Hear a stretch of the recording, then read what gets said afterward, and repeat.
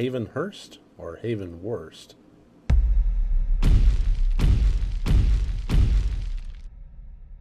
Welcome to Rotted, review of the day, and today we're going to be taking a look at the 2016 Andrew C. Aaron movie, Havenhurst.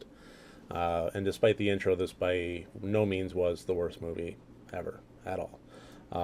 Regardless, let's talk about whether or not it's good. This will be a spoiler-free discussion that will be grading the movie in 5 different categories, each category worth up to 20 points, and for a total possible score of 100 points. We will be having a deep dive, spoiler-filled discussion video accompanying this later today. But if you haven't seen the movie or wanting to know whether or not you should, this video is safe. So to dive right into it, let's just get right into the first category, which is the plot. And the plot of this is, it basically just starts out like a fairly normal horror story of, a woman with some dark history. Her friend goes missing, and she tries to find out what happened to her, which leads her to this grand Gothic apartment complex that is too good to be true, and in the end turns out to be too good to be true.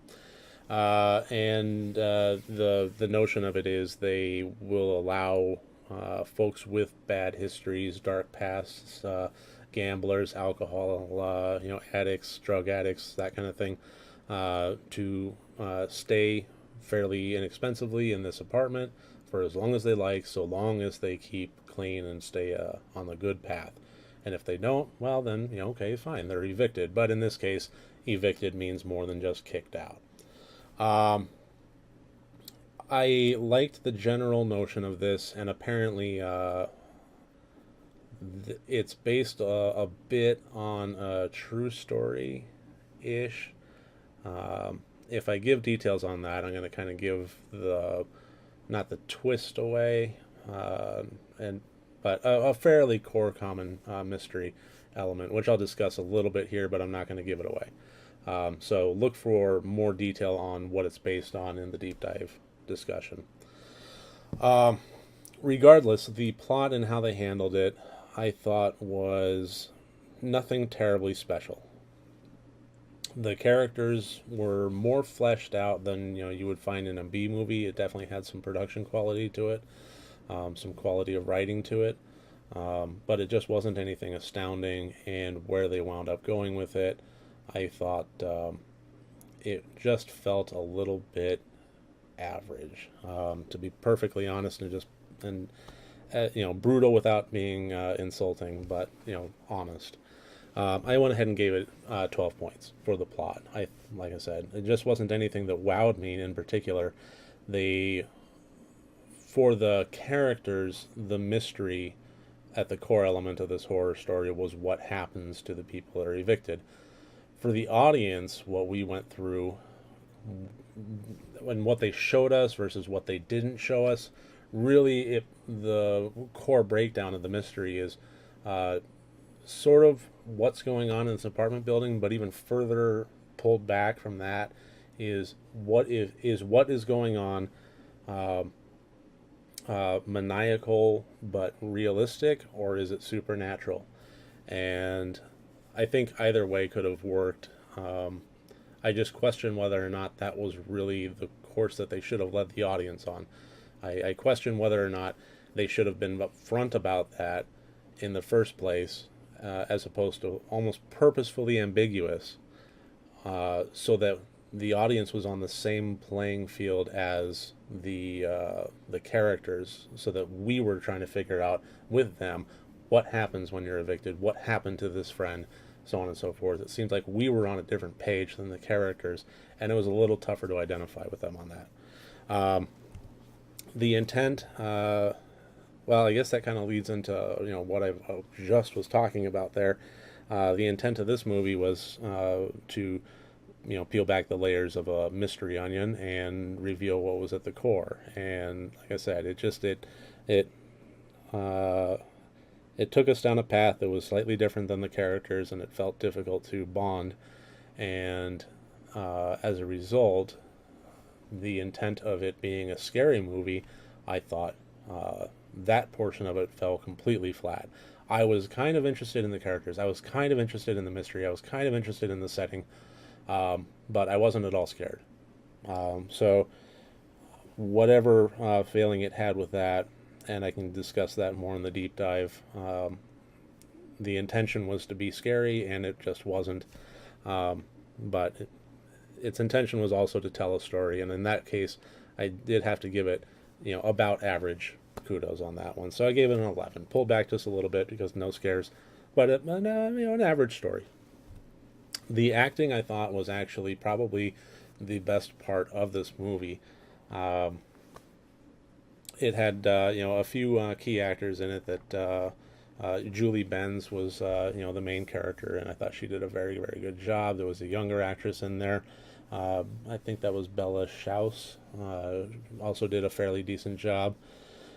The landlady, I don't have her name pulled up here, but I thought she did a good job. But the entire time I was watching her on screen, I just couldn't help but think that she was kind of a generic, off name brand version of Ellen Burstyn. Either way, um, you know, her character had basically a single note, but she played that note well. I gave the acting a 14. It's above average, but considering the material that they were working with, couldn't give it a whole lot higher than that. Effects. This also is an area in which I thought it stood out. If I go into any kind of great detail about this, then, like I said, the audience and the journey that we were on and the mystery that we were looking at, if I go too much into what effects were what, it's going to give that away.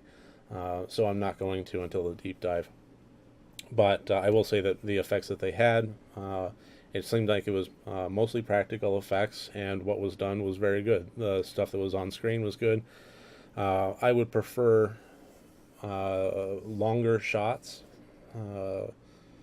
When there's effects in play, I think when there's violence in play, the quick shot camera technique, it doesn't, especially when all the lights are out and it's dark, it just doesn't have the same punch to me as longer shots that are more purposeful.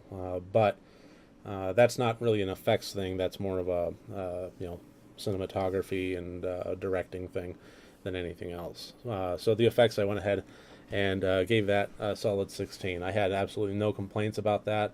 It wasn't an effects laden movie, but what was there was good. And fear quotient, that just, like I said earlier, fell down completely. I had no scares whatsoever.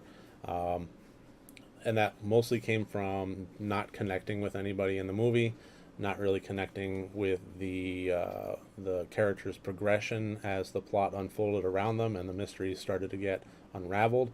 But it also came from just poor attempts with any kind of jump scares. This movie was, started committing the sins of loud noises and the character jumping, but it's just a kid riding by on a razor scooter, that kind of thing, which is cheap.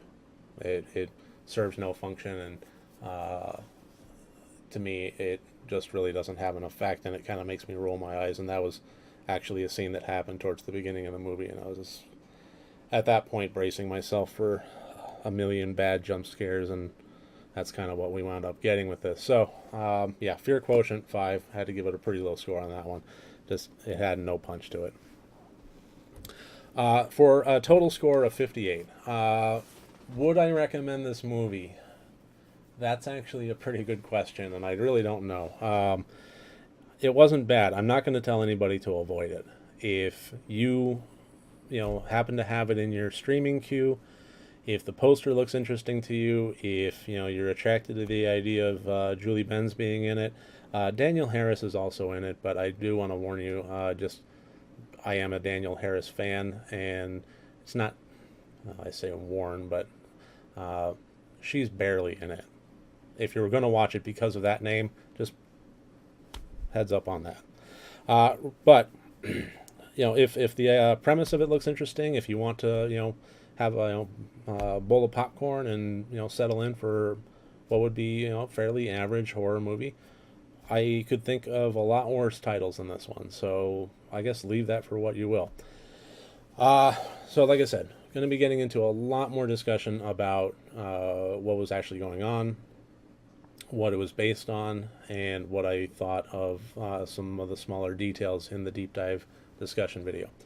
In the meantime, that's Havenhurst, and next time you want to watch a horror movie, first make sure that it's good and rotted.